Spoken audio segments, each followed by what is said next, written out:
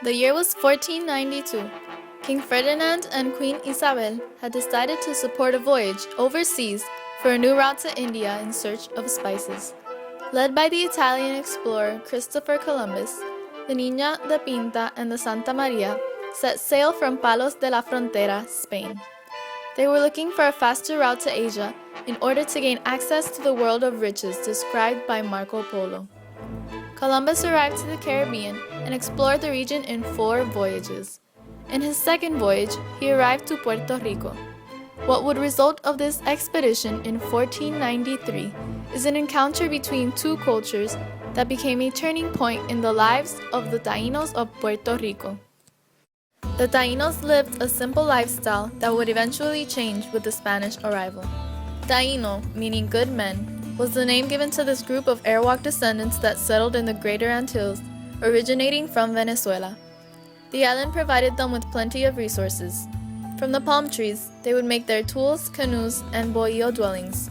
They used fibers to craft clothing and hammocks, plants for medicines, stones for jewelry, and carved religious symbols. Agriculture provided a wide variety of crops, including pineapples, maize, sweet potato, and yuca.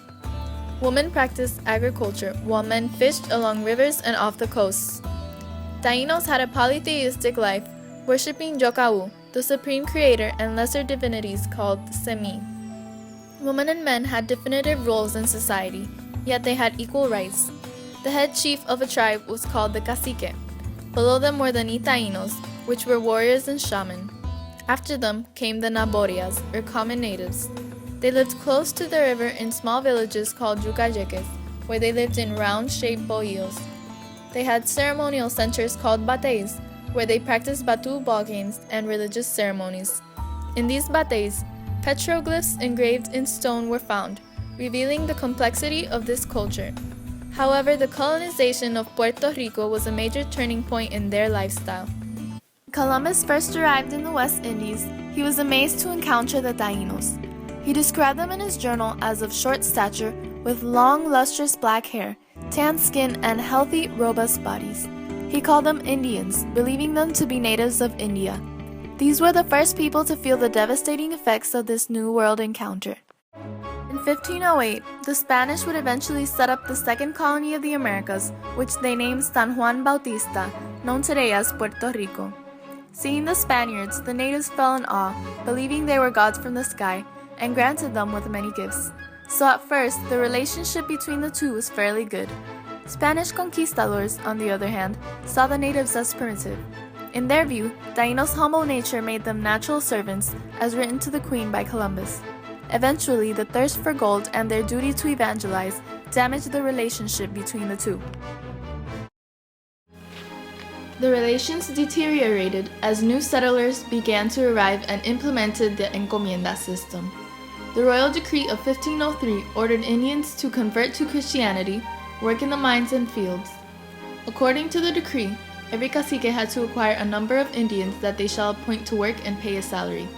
Under this system, a landowner would have 1 tribe under his command, and the cacique would oversee the labor. The natives were taught the Spanish language and evangelized. The once powerful cacique was stripped of their political position, since the encomenderos now exerted absolute control over the Taíno tribes. Entire families were torn apart as a result. With this new system, the Taínos had to abandon their way of life forever. In addition, the encomienda system set the stage for continued exploitation and mistreatment of the Taínos. The Spaniards worked the Taínos tediously, leaving few to harvest their own food, causing starvation and famine. Their wages were minimal, and many were worked to death. In many other cases, women were raped and mistreated. As a result, many of the natives preferred to commit suicide instead of dealing with this harsh way of life. The Dominican friar Bartolomé de las Casas dedicated his life to defend the Indians. In Brevísima Relación, de las Casas describes the Spanish colonists as gold seekers and warlike conquerors. The reason for killing and destroying such an infinite number of souls is that the Christians have an ultimate aim, which is to acquire gold and to swell themselves with riches. He dedicated his entire life to the protection of the natives after seeing the brutality committed towards them.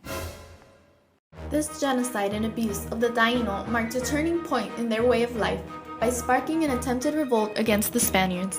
In 1511, the Taíno joined forces under the cacique Agüeybaná II against the Spanish people and their property. Governor Juan Ponce de León counterattacked and offered to pardon those who gave up their weapons. Those who refused to comply were ordered to be killed without mercy. Two caciques agreed to the truce. In the second battle in Oaxaca, the natives lost, and in the Battle of Jagueca, the Spanish put an end to the Taíno rebellion. The remaining survivors fled to the mountainous regions, where they continued with sporadic attacks. These attempts, although powerful, were no match for the superior technology of the Spaniards.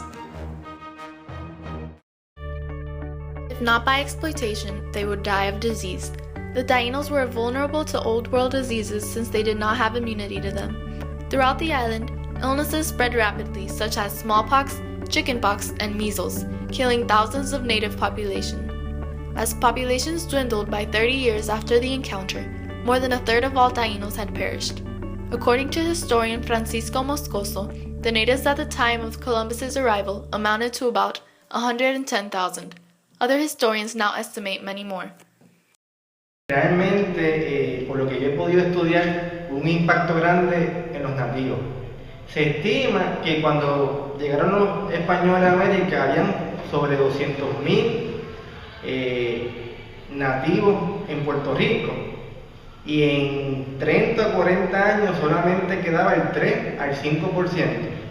However, by 1515, the Historic Bulletin of Puerto Rico stated that there were few Indians, not reaching 4,000, and many are left without slaves. They shall be reported to 35 neighbors in each town.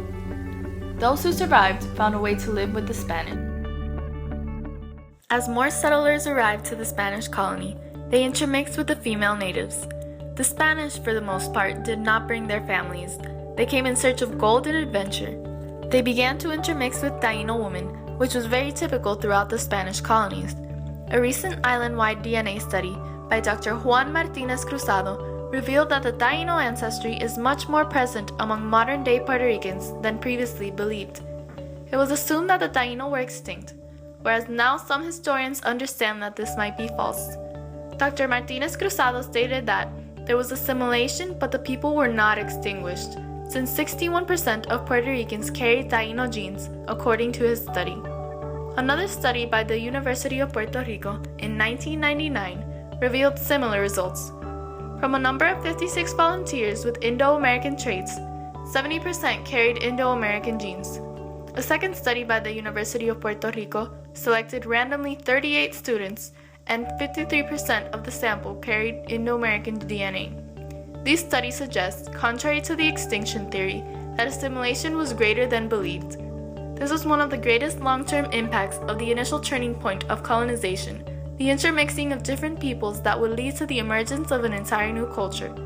However, some historians disagree with those studies and believe there was extinction, since those studies were performed on a small population sample. A mí me parece que lo que hubo un exterminio, donde los nativos mueren por unas causas justificadas que tienen que ver mayormente con las enfermedades que trajeron los españoles, el excesivo trabajo en la recolección de oro, entre otras razones, como el suicidio, que era muy común entre los nativos.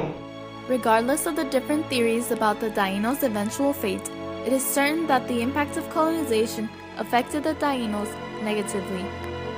The fate of the Taíno people had a tragic outcome after the arrival of the Spanish. However, their cultural legacy remains an important element of Puerto Rican culture, which is evident in the language, music, and art. These cultural elements, combined with other aspects from Spain and later Africa, helped mold the Puerto Rican culture of today.